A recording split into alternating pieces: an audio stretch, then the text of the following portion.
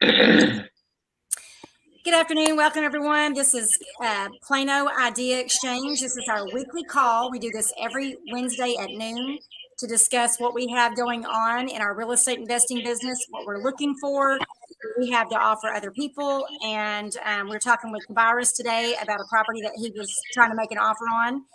And we're going to catch up with Gabi and Tyler. And my name is Karen Maxwell. And I have Real Impact Plano, which meets in Addison on the first Saturday of every month. And we have a great networking meeting there. And Gabi is the Real Impact Plano IMT, Impact Master Trainer in Denton and Wichita Falls. So welcome, you guys. Tobias, you live in North Dallas, right? Yes. Okay. And Tyler, you're over in Euless, correct? That's correct. Awesome. Well, I'm happy to see you here today because we haven't talked in a while. So I'm happy to catch up. I know, it's been a minute. Okay. Well, let's start with you. What do you have going on? Well, I've been working with Roger on some stuff. Okay. I'm going to let him talk about that on his stuff, but I'm really excited for it. And I'm getting a lot of my processes in place so that I'll be able to help people in the coming weeks. All right. That's awesome. We're super excited about it. I was talking about your tired of tenants and toilets last night to someone that had called me from Kurt Dixon from Austin.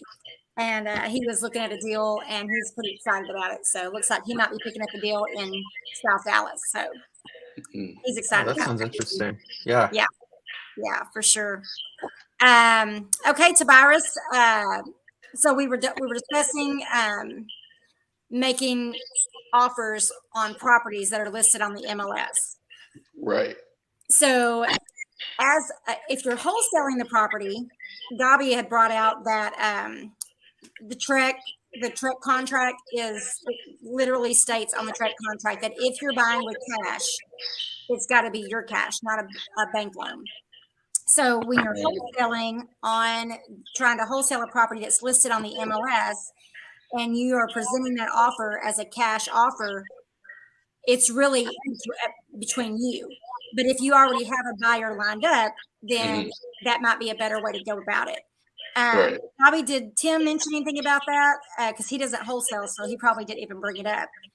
No, we did bring it up, but I don't know. He did mention some of it. I guess Catherine will be on it. You can use it, but like I said, you have to be honest on the platform. And I don't know exactly how that can. But the consequences are, I don't know. But you need to tell them basically that you're gonna wholesale it or whatever. I don't know how to do that. I really don't. I mean, that's beyond my. Yeah, I mean, in my experience, I'm trying to remember. We bought 2 properties off the MLS that we were going to wholesale. We had buyers lined up and everything, but they were what do you call those? HUD homes, and because of the loan that we had to do the 90-day thing. Gabi, can you explain that? The what? Can you explain the whole situation? Certain type of loan that you can't resell it within a certain number of days. Oh, that's the FHA, and you have to wait 90 days until you can resell it. That's specifically on the FHA loans. So basically, if you fix and flip it, you have to hold it for 90 days. And after 91 days from the purchase price, that's when you can resell it. So if you're buying with cash, but it's a HUD bank-owned property. Bank-owned, yeah. Bank-owned, and it was a Freddie Mac or Fannie Mae. I don't remember. It was one of those. Right. That's what we put the offer in, and then we ended up having to close on it. We couldn't even assign it. We couldn't even assign it to a different company. So we actually had to buy it in our name and then transfer it. After closing, then we just did a deed transfer to put it into our LLC. Right. It was just a mistake that the realtor made the offer in our personal name. And then we were stuck because we were like a week from closing. And she was like, you know, that we learned a hard lesson that way, but we ended up, so you have to hold it for 90 days. So in that time, we were able to flip it and turn them into rental properties instead of. Yeah. And the So- thing is also, you cannot have and the move into it either. Like if you fix sorry? and flip it after 6 weeks, you're done, and you have a tenant moving in who's gonna get an FHA loan. They have to live in that property for 6 months minimum in order that they can finance it to an FHA loan. Okay, so you broke up really bad. I'm not sure if anybody, maybe signal. We have storms rolling in, and I'm hoping to get through this Yeah. call before the electricity goes out. If it does, not asking for it to go off, God, just let me make it through this call. So you were breaking that.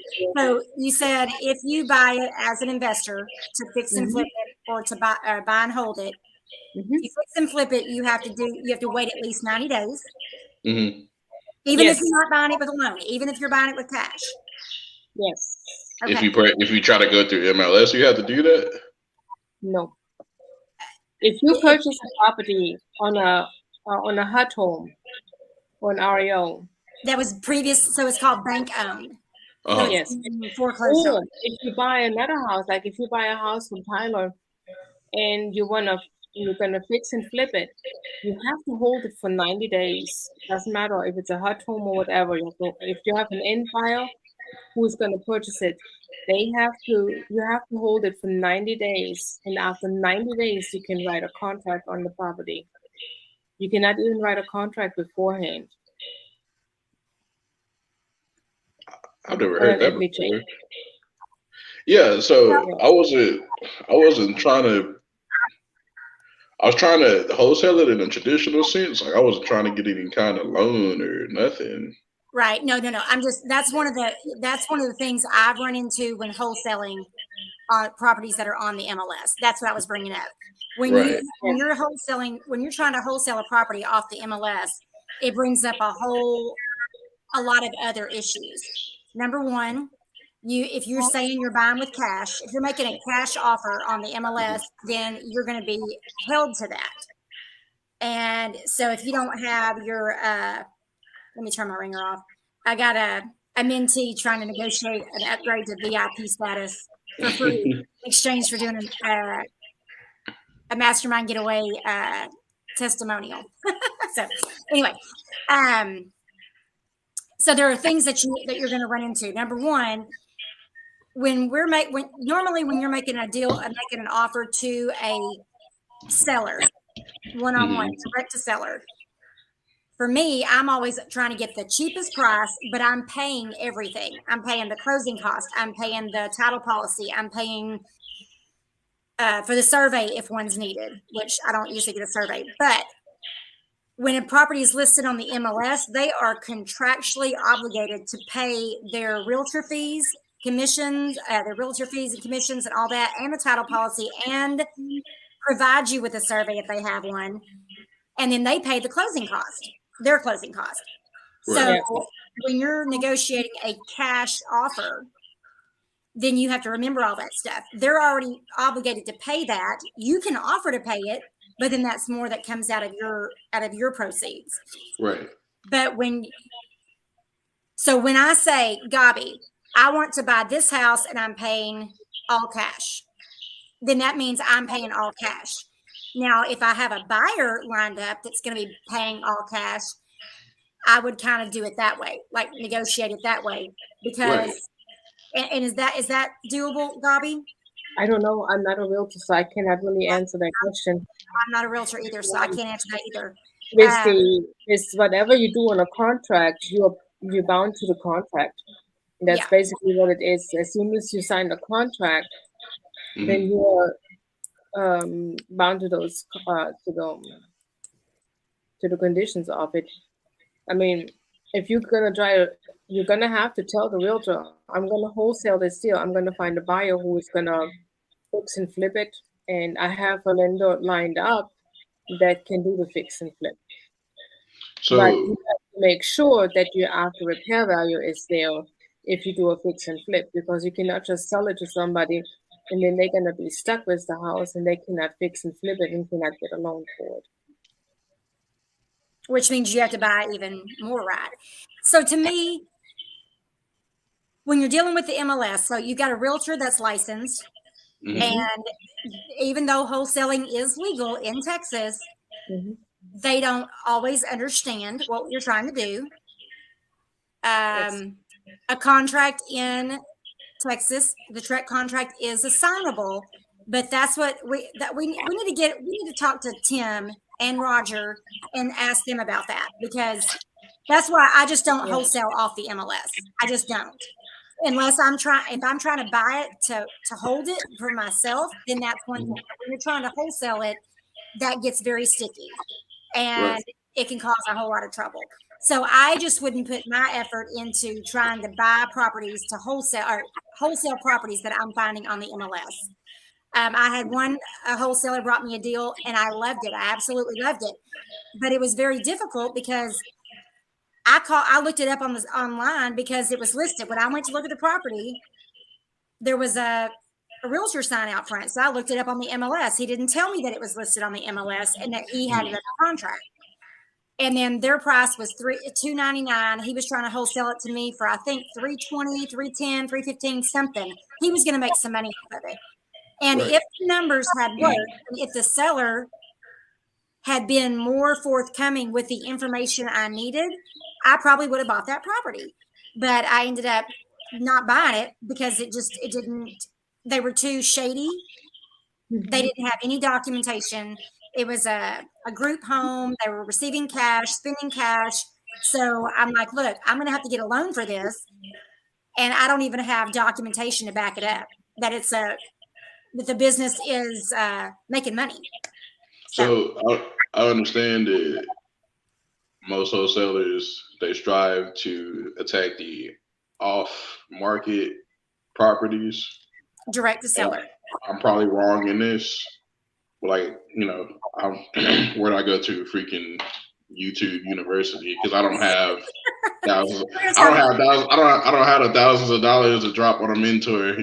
Like I don't really have the money for marketing. Well, and you're coming to the meetings, so you'll get a lot of knowledge that way. But we'll meet and talk about it and see if we can't figure out a way to work out your mentorship so that you can get there faster. Right on. Yeah, but I think in one way, maybe just make yourself an offer, right? I mean, Tim said you can write an offer on a piece of paper and it's legal binding if they're accepting it. Yeah. Right. You don't have to use a track form, even if it's on the MLS. I mean, I work with an auctioneer, and he has his own form on selling the house. I mean, I looked at it and go like, what am I going to do with that thing? How am I going to put that thing in the system? But after learning, then basically I learned, it just has to be a piece of paper. It has to be your name, your information to the seller, that's what you want to do and what your conditions are that you want to buy it with. And then you can attach that proof of funds letter to it. But you have to say basically that you are I think you have to be honest on that form that you're gonna assign this contract to somebody else. Yeah, I told her that. Yeah, do y'all think maybe I should move forward with this? I'm fine with that because it seems like I'm lacking information. I don't want to put myself in a situation. And then let's discuss. So another mistake was that we couldn't find comps. And so when you can't find comps, you can't go off of the listed price of the properties listed. They have to be closed because there are properties that were listed. Let me see if I can find some examples that were listed at a certain price and then sold for much less. The one that we found was 55 and sold for 45. So if you were looking at that as a $55,000 ARV, not that one is, but let's say looking at the list price, let me go back and change my criteria to see active properties as well. So in that area, it's such a there haven't been many sold. List wise, they are listed at, let's let's see, let me add that list price per square foot.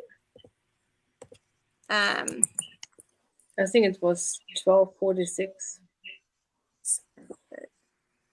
I want the list price per square foot though. Lot size, square foot info.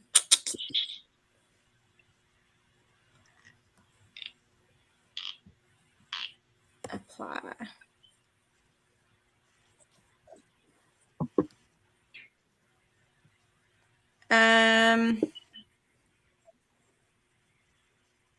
How many 1,200 and what square foot? 1,240-ish?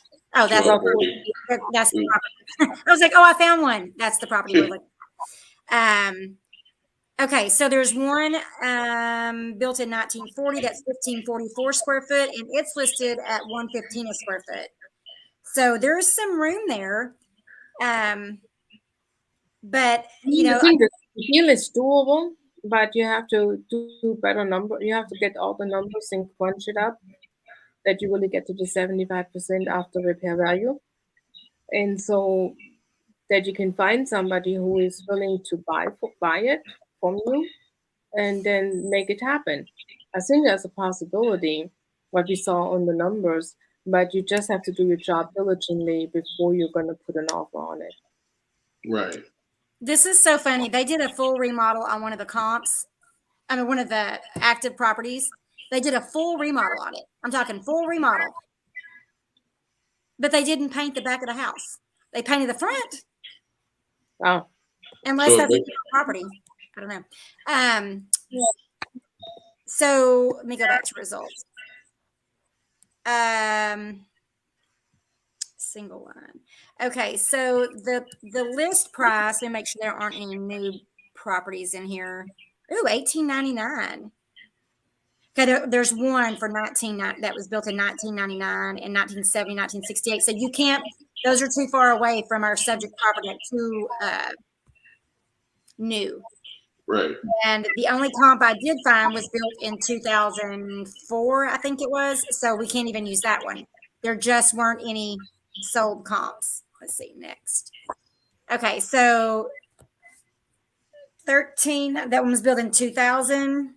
1950.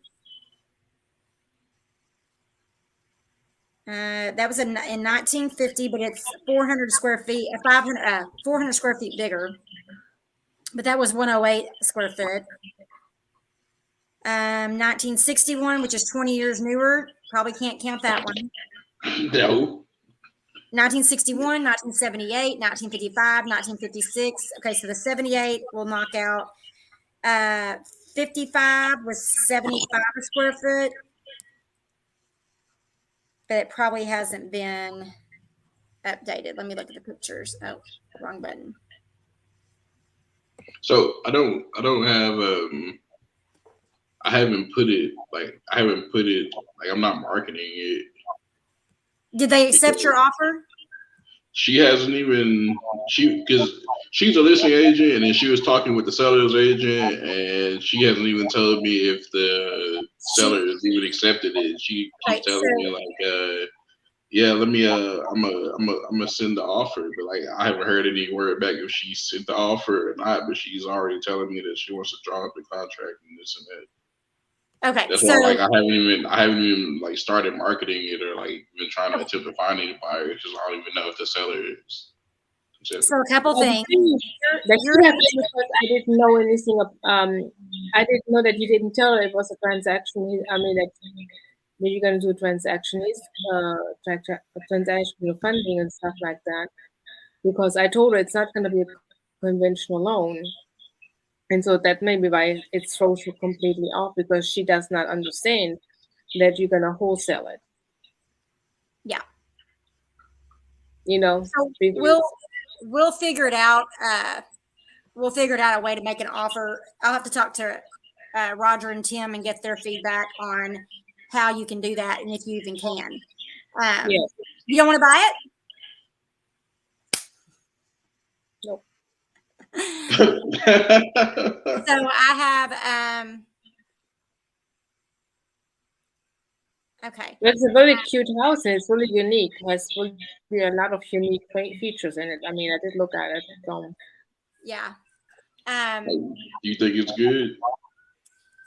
Well, the thing is, I mean, what I've seen on pictures, the main thing is you have to walk through the building.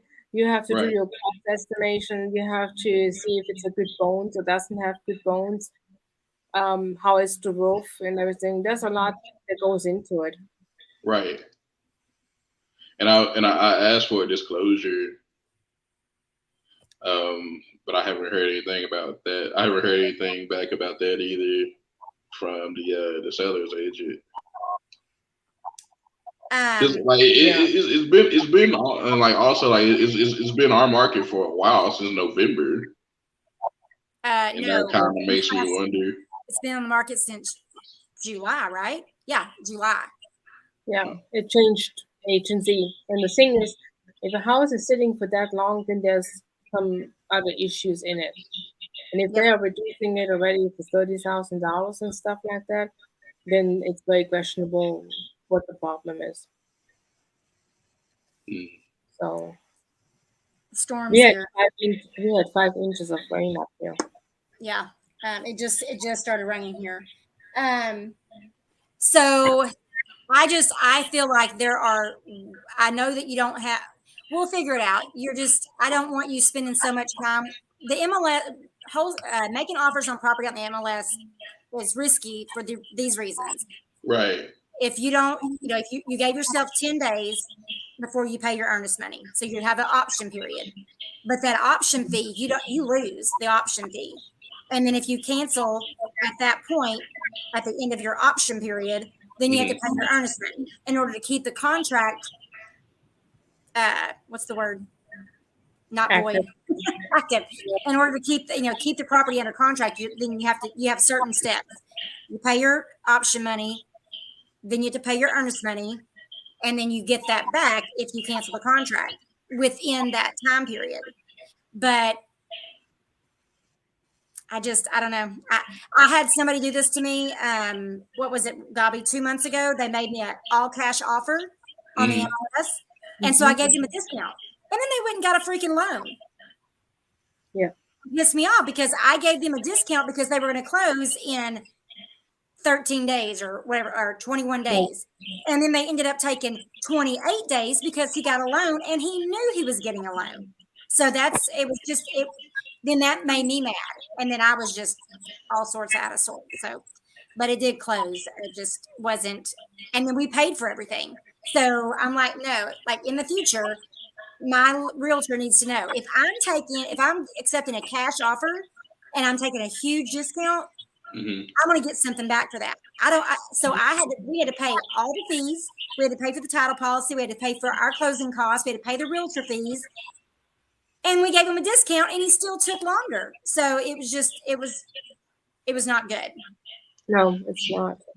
She asked me about an option fee, and like I said, she asked me how long I want the option period to be. I said 2 weeks. But well, you have an option period, and then do you also get I can't remember because I don't use Trek Contract. I never did an option period. I did an inspection period. Right, that's what I'm used to hearing. I never heard option period before. Because it's on the MLS. And you don't have to take one. You don't have to take an option period. You can take a 14-day inspection, but that option period, you don't get that option money back. Right. No, you won't get it back. It's credited towards your credited to you at closing, but if you don't close, you lose it. And then I don't have to earn this money either because I don't have a buyer lined up. Right. And I haven't marketed because like I said earlier, like I don't even know if the seller accepted the option. Yeah. I mean, if the seller accepted the offer. Well, the offer needs to be in writing, and so that's what she was trying to do for you. She was trying to get your offer ready because the offer is presented on the contract. Right. I mean, sometimes they could make a phone call and say, "Hey, do you think your seller would accept this amount?" And they'll tell them what they need. I mean, I did that. Would you accept $75,000 if they pay cash? I'm like, absolutely. And that's what she was expecting. But And then you have the proof of funds letter there. Then they want to know from me how they're gonna get you how I get you the money. Well, I can say it's transactional funding, but you know what? That is still a loan that you still have to pay for, Mm-hmm. and you have to disclose that. I mean, you have to disclose your actions. That's just what it is. So transactional funding basically means, Tavares, that if you get a buyer, then you're going to do a double close. So you're going to close with the seller with the transactional funds. And then your buyer's going to come in and you're going to close with your buyer, and then they're going to pay you. And then your transactional funding funds are withdrawn, kept out, and sent back to the company, to Gabi, to Blazing Star. And then that's the way the cycle completes. Okay. But with an assignment, you get a contract, your contract with the seller, get your assignment to the buyer, and they are basically receiving your equitable rights, interest in that contract. Right. Yes. Okay. So, and a lot of times if the buyer is using a lender, the lender can say, I won't allow that. I won't allow my funds to pay the first person if it's a to B, B to C, but they will, and some won't allow assignments. So that's why when I say I want a cash buyer, but Gabi has lenders that will do those. Some will, some won't. Right, Gabi? Yes, some do and some don't. Yes. Yeah. Some care, some don't. So, I mean, if they're used to working with investors, then it's normal for them. But if they're not, then that's when you have issues. Even underwriting, right, Gabi? You've run into that with some underwriters having issues, just not being aware of how investors buy. Well, the problem is the underwriter, they look at the title policy and the title commitment and stuff, and if they don't see your name on it, but you're on the contract, yeah, you're going to start asking questions on it. So it's very tricky to do those loans. Yep. Yeah. So basically, yeah, there's this wholesaling. There's a lot to pay attention to and a lot to make sure that you have all the ducks in a row. And when you're direct to seller, you don't have to give them earnest money. $10. You know. Right. That's what I heard. I mean, you don't. But. And I know what I know on MLS, like they want thousands of dollars for earnest money. Well, I don't have that. 500 is that still I don't even know. I haven't bought a house. I don't have 500. Yeah. So you're going to run into this problem, and I don't think that's the best use of your time. Yeah. Yeah. So, I'm not going to move forward on this. Yeah. I think it's just too risky. Yeah, just tell that you're not moving forward is the deal. And the best thing is you find your own deal, not a realtor to deal with. Yeah. And then, off market. And then you can you can talk to the seller directly and you don't have those conflicts. Yeah. Okay. You can keep an eye on that property because they may cancel the contract. And if the MLS is gone, then you can go and talk directly to the seller. Tavares, do you remember Tristan? Justin? Tristan, fam? Tristan, yes. Okay, I see him doing like a lot of moves. Yeah. So weren't you there for his landlording talk? Yes. Presentation last month? He buys in commerce. So are you on Facebook? Yes. Okay. Connect with him on Facebook and just tell him, I was trying to get it under contract and wholesale it, but I'm finding that it's going to be, dang near impossible. And then just pass it on to him, and maybe he'll throw you a bone. That you were going to offer them $75,000 cash, but you don't have the cash, so therefore you couldn't move forward with making the offer. Okay. Let me let him know. Tavares Dennis should be reaching out to you. Okay, so do that. That way, at least you learn. Number one, you learn something. Number two, maybe you'll get him a property that he likes, Mhm. And maybe he'll give you a little marketing fee, bird dog fee. But then we need to get you direct to seller. Yes. So we'll meet and talk about that. We'll meet up and talk about that with the different options that we have as far as teaching you how to wholesale and guidance and direction on that. So I've been working with Kurt down in Austin.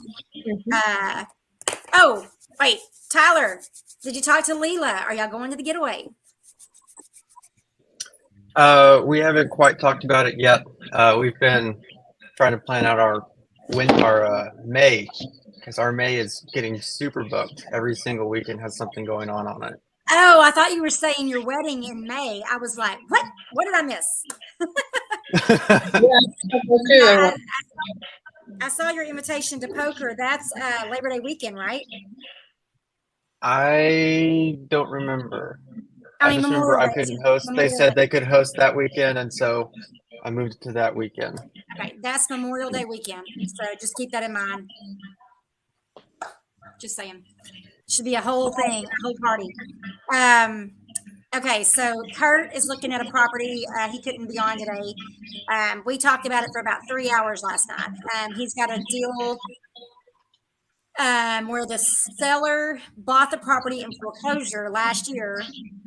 The taxes went from $336 because it was homesteaded to over $2,000. I think it's like $2,100.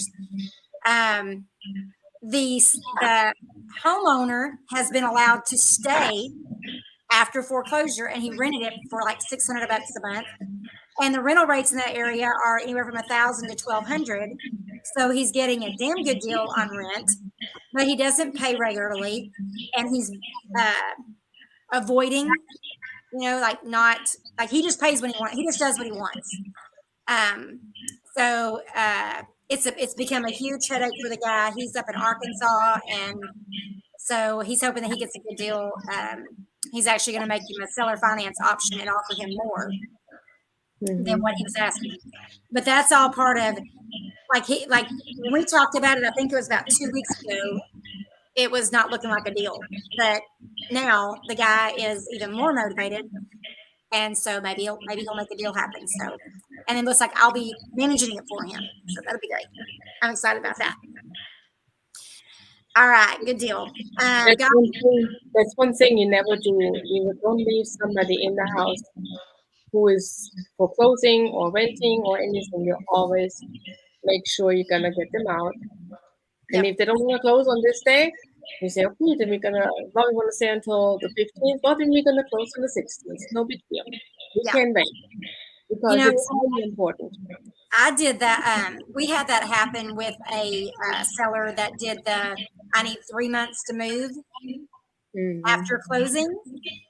So we thought about it, and what we ended up doing was we ended up saying, okay, you can do that, but you're going to sign a 1-year lease for $850 a month, and we're going to withhold the deposit, an $850 deposit plus $850 times 3 months of rent from your proceeds, because we didn't have any guarantee that we would get it.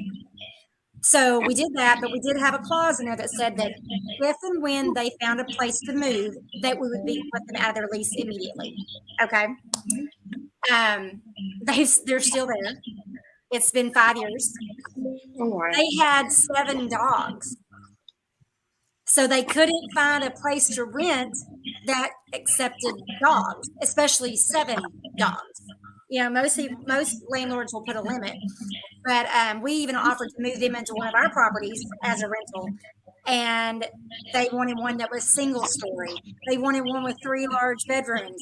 It was like siblings, or I think it was a couple and her brother, or maybe it was just 3 friends that were living together. And talk about a hoarder. And we never even had to do anything to the property because they still live there. Oh my. But it doesn't always work out like that. But had we not had, I see a lot of people that will say the seller needs 7 days to close, and I'm okay with that, but I'm holding something back in case they don't move, because then what now if I have to evict them? Right. So Anyway, I have a great deal. you do. Tell us about it.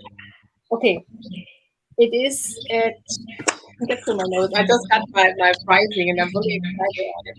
It's actually listed with Linda Jean, but you can work with Linda Jean. But Linda Jean is really awesome. So the sales price is 424,900. Is this the one from the open house? No, Okay. It is at Hopkins, it's in Brooks, by Brooks Lake or by Brooks Haven. Hang on one second, Gabi. I'm going to mute everybody else out because I'm getting some feedback. It's down by And I Tyler can't in that hear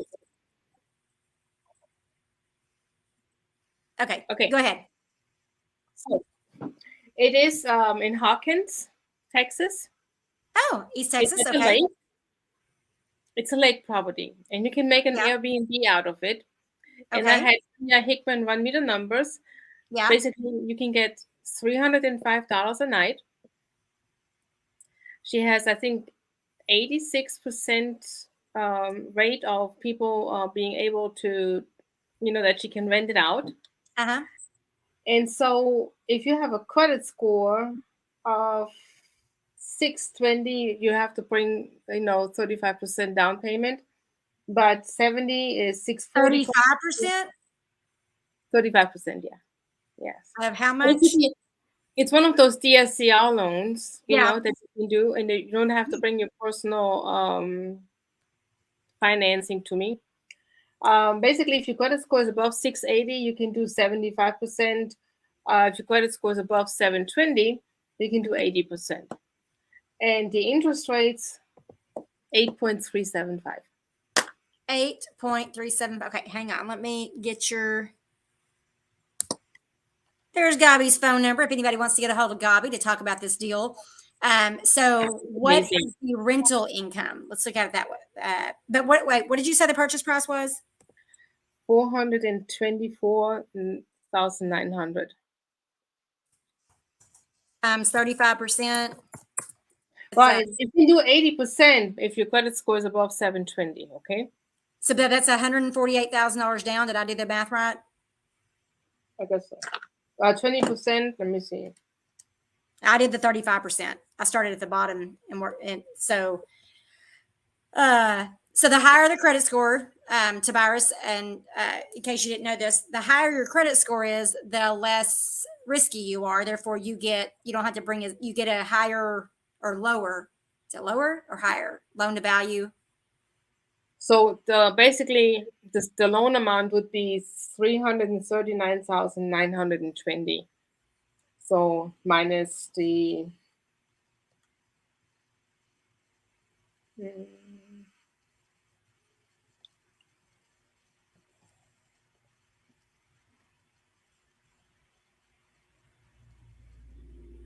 So basically, you said is the down payment. how much? 84,000. Okay, and then you said 305 a night and 87% occupancy. 86, I think. That's about $7,800 a month based on those numbers. Now, Tanya is, for those of you that don't know, Tanya Hickman is with PMI, which is a property management company in Tyler that they solely manage short-term rentals. Right. So she's very good at her job, and you get to go on their account where they have the 5-star super host and all that. Do what, Gabi? 78% occupancy rate. Oh, 78%. Okay, let me go back. Yeah, so basically 86,200 is annual revenue. Average daily rate is 302. Mm-hmm. The occupancy rate is 78. This house is on the lake. It's beautiful. And it doesn't need any work. It's just furnish it, buy it, furnish it, and put it on Airbnb. It's immaculate. I mean, I looked at the pictures. Linda Jean sent me the MLS listing. Uh-huh. It's a 2-bedroom, 2-bath, and then there's a bonus room in the back. So okay, let me ask you this. If you were to buy that property with a mortgage, as in your house, but then you list your own home, there's something about the days. it can't be, you have to stay there so many days or not so many, or whatever. So I have a friend who doesn't have a home, and she doesn't have a home. They live in an RV camper, but when they're back home in Longview, they have to like stay in an RV park with their RV in their RV. But I was telling her, you should look at buying a property and turning it into an Airbnb because they're travel so much, but when they're home, they can stay in their home. I'm not sure. I mean, it would still be they would be buying it. They would be getting the mortgage for themselves. The FHA doesn't care how long they spend in the house, right? But I know there's something about if you buy it as an Airbnb. You cannot live in it. It cannot be your primary home. But if you're getting a mortgage, not a DSCR, not the way you were talking about it, but if they got a mortgage on it and bought it for their home, and then they rented it out on Airbnb when they're not home, then that's up to them, right? Yes. Yes. So if you buy the property, what was that? Who was telling me about that? If you buy it with a DSCR, you can't stay more than 14 days. I think, a year. A year in your own Airbnb. You can go down there to check on it. Like you can take it off, make it unavailable, and you can block off that time for you and your family. But other than that, you can't stay in your own property for more than that many days, something like that. Yes. If you're doing that kind of a loan. Right. So that's just like with a home mortgage. I mean, with an investor loan, you can't buy a property that you're going to live in. Yes. And then if you buy a first-time home buyer, if you get a first-time home buyer home mortgage, you can't. How long do you have to live in it before you can rent it out? A year, I think. A year. Okay. After a year. Because I didn't even know that was a thing until I turned my house into a rental years ago. So, well, as long as you keep it for 2 years, then you don't have to pay. What's the tax? Capital gains. Capital gains. So 1 year or less is short-term capital gains, or less than 1 year is short-term capital gains. From 1 to 2 years would be long-term if you live in it. And short-term capital gains is higher than long-term. But then if it's your house, if it's your primary residence, and then after 2 years, if it's your primary residence, then after 2 years, then you don't have to pay taxes on, you have to pay the taxes on that gain because it's your gain from your house. And then you can use that to buy another house. You don't have to pay taxes on that. But the best thing is you talk to your definitely talk to your CPA. Yeah. Because it's like, if you have to have lived in it like 2 of the last 5 years or 3 of the last 5 years, I don't remember. There's a form that you fill out when you're at closing that asks you all that so that they determine if you're going to be taxed on it or not. Right, exactly. So that's like the one that we had the other day. It was like 6 days shy of 1 year. And I was like, well, hell, I might as well wait another week. But we were ready to be done with it. Too much can happen if you put something off for a week.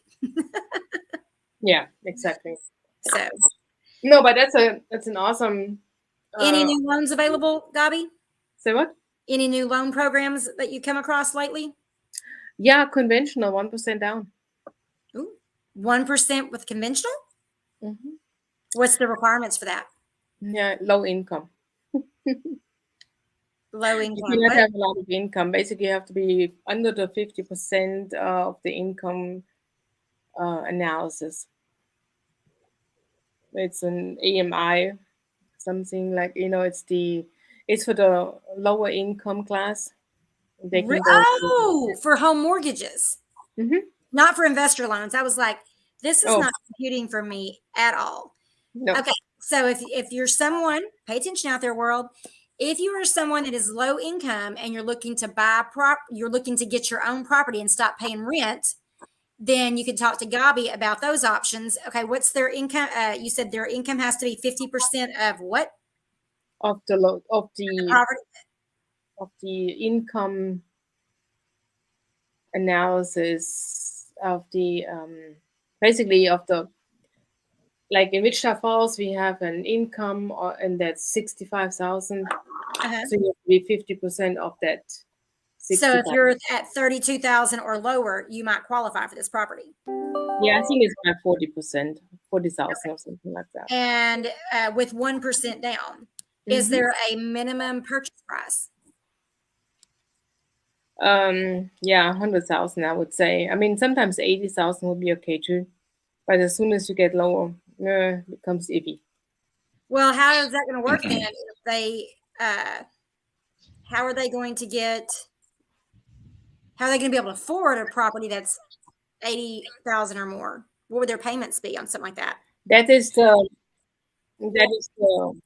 yeah, that's the big question. And I mean, that's the thing that you run into the problem is, and there's a lot of maths that you have to do. Yeah. So that's a little, Yeah. that's where Gobby's expertise would come in.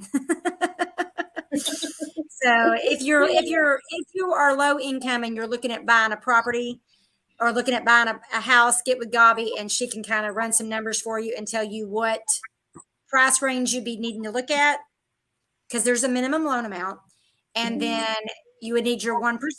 So 1% of $80,000 is 800. Mhm. Is that right? Yep. Yeah. So that's a great down payment. And then you still would have your closing costs, but if you buy it off the MLS, then you can make, so if you're doing a conventional, can you make some of the repairs yourself? So it doesn't have to be like in. It doesn't have to be perfect, yes. Yes. Okay. That's awesome. That's a great idea. But then they would have to make sure that, and then they would have to know these are what my payments will be approximately. And that varies because you've got taxes and insurance that can be all over the place. Yeah. The one I talked about earlier went up from 336 to 21 or 2,200.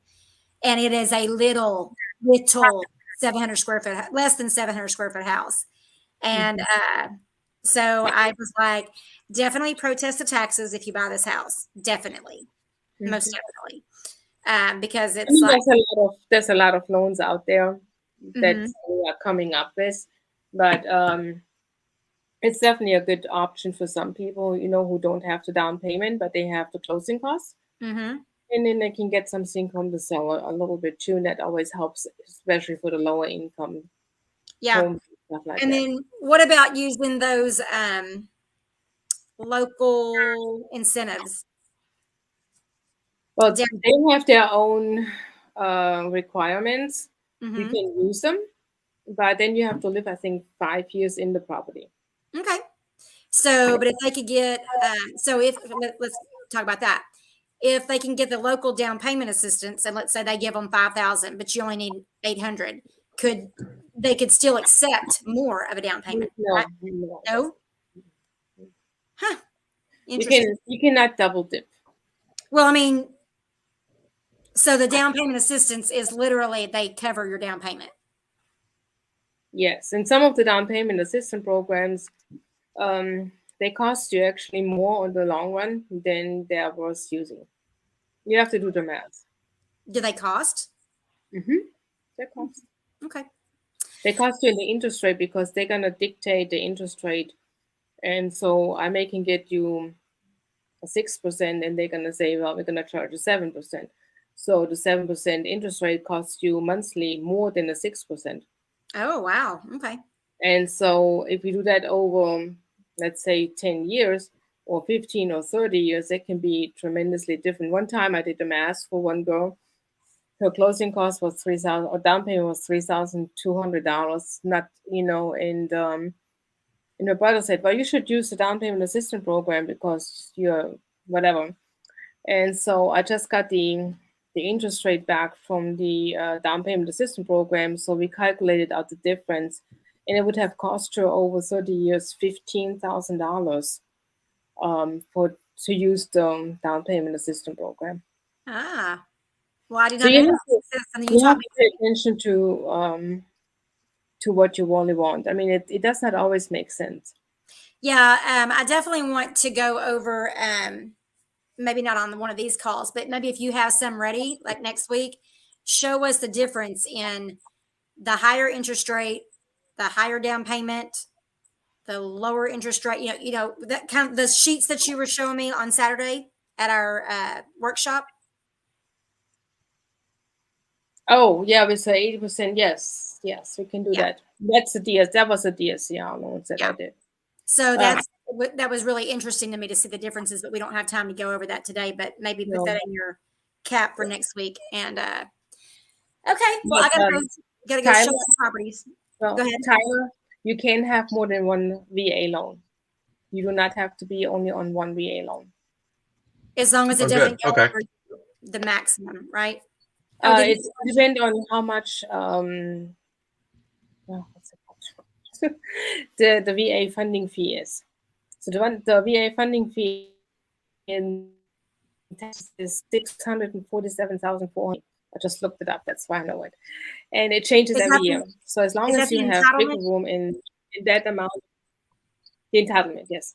Okay. If you have entitlement, then basically that's the entitlement is 36,000, and it equals to basically the 600,000.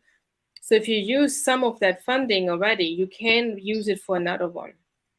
You should be living at least as long as it's your primary residence for the first year. Well, the first year, yes. And then, but you can buy another one. Like a lot of veterans, they buy a house, and then they get orders after 6 months, and they have to move on again. So they can buy another house if the other one has not sold yet. So you can have two until, I mean, you can even have three if it fits into that $647,000. So if you buy a house for $200,000, you use $200,000 of your $640,000, and then you have to move, you still owe $200,000, and then you go over to this house and it's $200,000, and you turn that one into a rental. Then you can go over and you get moved again. You buy another house for $200,000. You're still within the $640,000. Kind of, sort of, yeah. It's a little bit different math, but it's a yeah. That's the gist of it. Okay. One question: is everyone's entitlement the same? Yes. It always says 36,000. Like I just applied for mine, but like I'm told that you can get up to 600K in Texas. Well, 600 if you used your entitlement the first time. It's basically the $36,000. It's going to be used for the whole thing. If you buy the next house, and then they calculate out how much you used of the 36,000 from the 647,000. Wait, back up. Stop right there. What is the 36,000 had to? What is the 36,000? The 36,000 is the beginning of the entitlement that you're going to get from the funding fee. He can only get 36,000? Well, that is the insurance policy. The 36,000 is the insurance policy for the VA loan. It's like the mortgage insurance. Oh, the PMI. Okay. PMI. Okay. So, Tobias, what was your question about? You were told something about $36,000. What were you asking about that? That's the entitlement that every veteran gets. But here's the thing: they say the max in Texas is like 600K. 647. Right? Is that contingent on you having like excellent credit? No. I mean, you can have a credit score. I mean, actually, the VA does not really have guidelines on the credit score, but it's preferable at least 580. Yes. I asked because I dealt with a loan officer because I had applied for my VA loan just recently, and she was like, your buying power is only like because my credit is stellar. She was like, your buying power is only like 160K, and I was like, wow, like I couldn't get anything. Well, that is based on your income. On my income. Yes, that has nothing to do with the VA entitlement. That is based on your debt to income ratio. But the thing is, a VA loan is based on residual income and not on your debt to income ratio only. I think we closed the VA loan with 76% debt to income ratio. What? Yeah. It's calculated different. A lot of people don't know it. And the regular VA says by 43%. But the thing is, it's your residual income. And it depends on if you're single, if you have a wife, if you have 1 kid or 5 kids or 6 kids. Uh-huh. Different residual income calculation that we have to do. You say residual income? It's residual income. It's different than the debt to income ratio, because you're like, I think if you reserve as a person of 4, it's $1,003 that you have to have as a residual income in order to get a loan. So basically, I mean, that's it's complicated to explain that, but that's the minimum that you have to have as income for a house. How much? It has to. I mean, it's a complete different calculation. It's Well, y'all definitely need to talk so y'all can figure that out, because Gabi may be able to kind of give you more of a heads up on what she may be more willing to educate you on that. And help Yeah, you. I'm gonna get with her for sure. yeah. I mean, it's VA alone is basically calculated on residual income and not so much on debt to income ratio like an FHA and a conventional loan. The Right. VA I think guidelines on that one, and more different pros and cons that we can use and stuff like that. right. Because I was trying to use my VA loan to get into an investment property, like a lit duplex or something like that. Not use the VA for an investment property. I'm sorry? You have to move into that property. You cannot Yeah, use it. yeah. Yes. Yeah, that's what I was planning on doing. Like, give me like a little triplex or something, Mhm. or even house hack, like do something like that. Like, I didn't mind living there. Ooh, you Right. should get a duplex.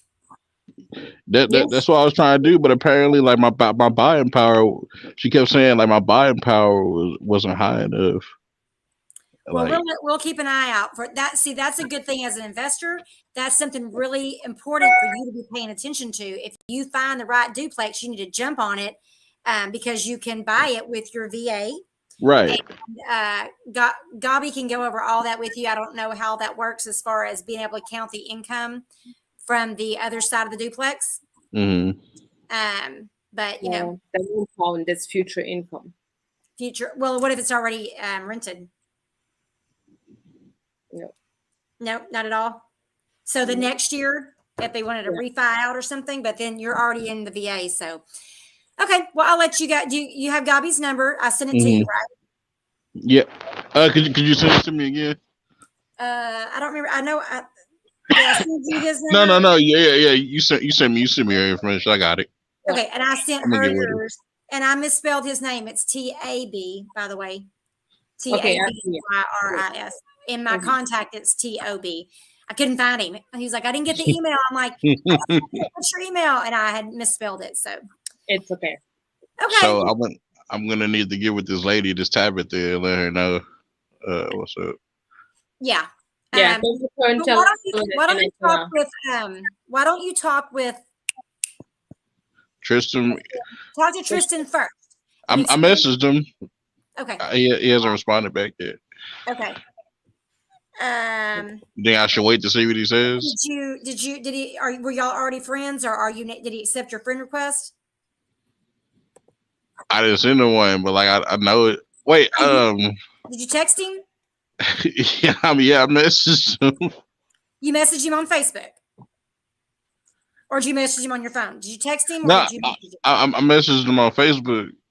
Okay, I told him that you were going to be reaching out to him, but if you weren't friends before you sent the message, then he probably won't even see it. Oh well, yeah, just let him know. Then I'm gonna send him a friend request. Tobias. Yes. Oh yeah, because if somebody don't know you, then what? Like you gotta like ask permission to. Yeah, it goes into their other folder, and they don't always see it. Like, see, I can't even add you as a friend. I got you. Well, yeah, that's how he'll know we're cool, because like we're friends. He'll be like, he's legit. Let's see. View profile. No, I want to copy your link. See, I can't even. Okay, so now I can make a chat like a little group. add you to the group, create a group, Yep. and introduce you guys. Because you need to make a decision on this pretty quickly. Right. Yes, you do. Tristan. And if you want to get pre-qualified on your VA loan, then just call me quick and I send you the link. Then you can get pre-qualified so you can buy yourself a house. That's actually really important if you want to go further on to buy properties. And to do flips, you have to have your own home as a homestead. As a homestead. Homestead, yes. That's basically your primary home. Right. Okay. For the future thing, that's really important that you're going to make that happen. I figured. I mean, I've been written, but the more I read, the more I realize like I'm just tossing money down the hole. Yes. Like, it's not really doing nothing for me. Yes. So that would definitely be an option. Yeah, VA loans. I love the VA loans, but going in all the details to explain that is kind of hard to explain without having a scenario in front of it. But I'm more than happy to look at your numbers and see what we can come up with. There are so many nuances of getting. Every lender is different. I mean, every borrower is different. Every seller is different. Every lender is different. So it doesn't fit in a box. Nope. Right. And repairs are always $35,000. I live. That's the entitlement. I don't know what that is. Apparently, that's what it tells everybody if they're approved for it. Hey guys, I'm gonna cut the broadcast off. Y'all can keep talking, but I'm gonna stop the broadcast because we're a little over an hour now. Yeah. And everybody's gonna be like, I wanted to hear. No, call me if you have questions about a VA loan. But I'll let y'all continue talking. I got to call Roger because he left the message. So, okay. All right. We'll see you guys next Wednesday. If you want to go on the Mastermind Getaway, it's mastermindgetaway.com. If you come to a local meeting, you get a huge discount. So if you're interested in that, let me know. You can call Gabi and let her know. Where's my number? Banners. I'm still on the banner. Your number, yes. There we go. There's my number, 903-445-6023. Tyler, can you write me a testimonial for about your trip last year? Oh, yes, I can. Tyler's having storms, so he may not be able to. I can get that to you today. Robot voice, somebody. Maybe it's my signal. Okay, we're gonna end it. I need a mastermindgetaway.com if you want to go on the trip with us. It's amazing. I didn't get to talk about it today, but we'll cover that in a few days or next week. And watch your emails because they're going out in email. See you later. Bye. Bye. Bye.